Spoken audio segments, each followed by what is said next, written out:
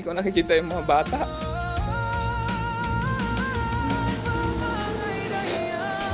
Sobrang pakasarili mo.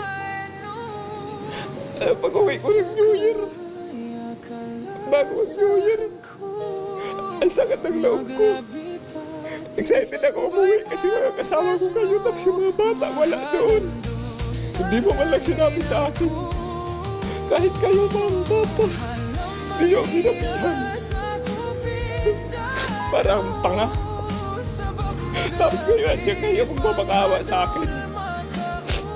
Ano, ganun-ganun lang yun. Nakapanakit kayo, sasabihin niyo sorry lang.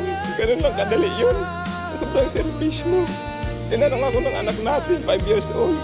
Sabi niya, sino yung bagong mong mama? Sabi ko, wala na. Kasi sabi ko, pag may bago akong mama, may bago akong baby. Sabi ko, bakit?